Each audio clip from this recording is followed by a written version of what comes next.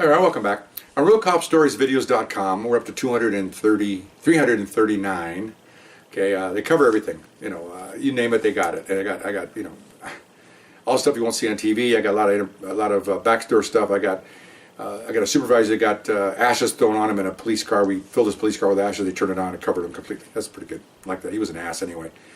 So now I'm working in the South area, and I'm running a 16-person squad. And what happens every day is usually around 6 2-person squads go out, partners, and they look for narcotics. There'll be people taking informants for make buys. There'll be people going to the city attorney's office. All kinds of stuff going on here throughout the day, and our goal is to narcotic enforcement.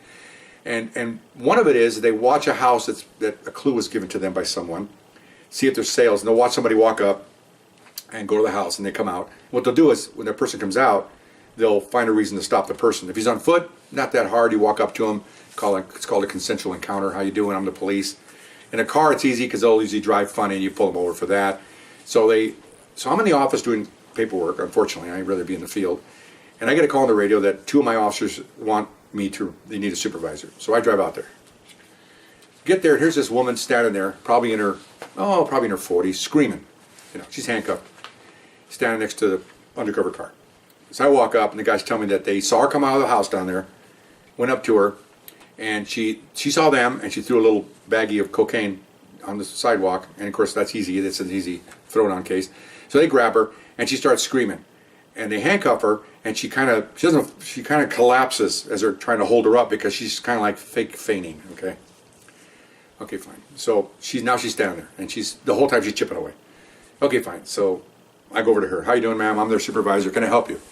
He goes, yeah, this guy, blah, blah, blah. And here it comes. They threw me to the ground. Okay, I give her 50-50 to believe in that.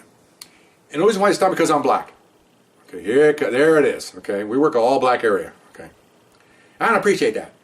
And I don't appreciate people doing that either, using the race card. Okay, I'm a minority. I work East LA. I work South LA. I've been all over.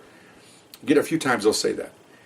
And so I look at it, and I've always been told, whether it was in the Marine Corps or whether in the department, a good defense is an offense. And I said, really, ma'am? I said, you realize that there's 90 to 100,000 blacks that surrounding us right now as we're talking? So my guys decided to just look around and see a black person, and it's you, and they decided, we'll just stop you. You think that's what they did today? You think that's just going to pick any black person? So we have 100,000 people to choose from. We thought we'd pick you? You're the white man. No, I'm not a white man. I'm a Mexican. She didn't like that at all. So I'm looking at her pants. She had kind of a light colored khakis on. Threw me to the ground. Okay, well there's a between the sidewalk and the curb there's a grassy area, and that's where she said, where'd they throw you? Right there. She points right at the grass. Well, I'm looking at her pants. There isn't a mark on them. Okay, there's no grass on her knees. So she had no grass on her chest, and no grass on her face. There's nothing happening. I said, okay, fine, ma'am. Well, okay, ma'am. And she says, and then the guy said, we already requested one of my lady officers to come and search her to see if she has anything. Okay, so this really sharp lady officer pulls up. I kept her for 8 years. She pulls up, and I said, yeah, we told her. She goes, go up there. Well, she goes, and the whole time, remember now, the whole time this guy was chipping away. Blah, blah, blah, blah, blah, blah. I mean, after a while, that's just plain noise. It doesn't really, just ignore it. So I'm standing there. So this lady officer walks up. Ma'am, how you doing? Yeah, I'm Detective so-and-so. Yeah, I'm going to have to search you. Oh, you ain't searching me. And she goes, well, yeah, we are. So she goes to grab her, and what does she do? She just collapses, and we're just standing there looking at her. And I'm going, ma'am, oh, my God, oh, my God. Oh, I'm going, don't be so dramatic. Nobody's watching. Because we're on a residential street. Maybe a couple of people over there are watching, but nobody knows. But we're out here. I can see if we're I did this a lot of times. You're in a uniform black and white car. The lights are going. You pull somebody over. One of my other stories, and everybody comes out because this is cops live. Okay, so they're watching. Oh my gosh, look at the police.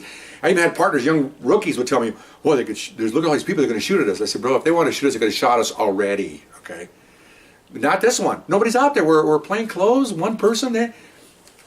She looks at me. I said, just get up. Okay, so they found some one of the detectives found some stuff in her bra, and we took her away. And then and I got to be careful because if she wants to make a personnel complaint, I have to be sensitive to that. But I'm not going to waste paper on something that never happened.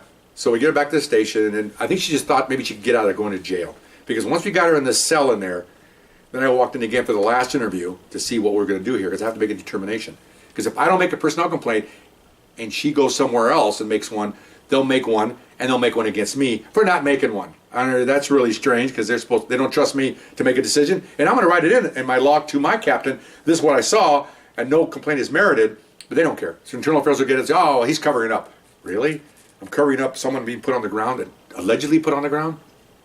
There's no evidence of that. There's no grass stains or nothing. So I go, well, you realize you're going to jail? Yeah. You realize what you said out there is crazy, that nobody threw you to the ground. You fell each time, right? Come on. Yeah, I did. Okay, good. Thank you. Thank you for being honest. Appreciate that. All right. Well, you're a good man. I said, well, you're a nice lady. Thank you very much. And that was it. We had like a mutual 10 seconds of respect for each other. But I think she was trying to get out of jail. I guess they figured, a lot of people figured that if I can talk them out of it in the field, maybe they'll let me go and I can go home. But I think a lot of them figure once they get cuffed, even then they try to defend themselves. And then once they get in the cell, I think they figured in this case, she felt, I'm here now, I'm going to jail. This is all this ruckus about throwing me down and I'm a black woman, ain't gonna work, okay? There's black officers everywhere. Come on, give me a break, okay? So that was it. That's the end of that. It was just she being so dramatic over nothing. And that's kind of the stuff we had to listen to and had to tolerate. Sometimes our brass doesn't appreciate the things we do out there, and they don't. They're up in their buildings and trying to run for office and stuff. Who the hell knows? But anyway, so hope you enjoyed that. We'll see you next time. Bye bye.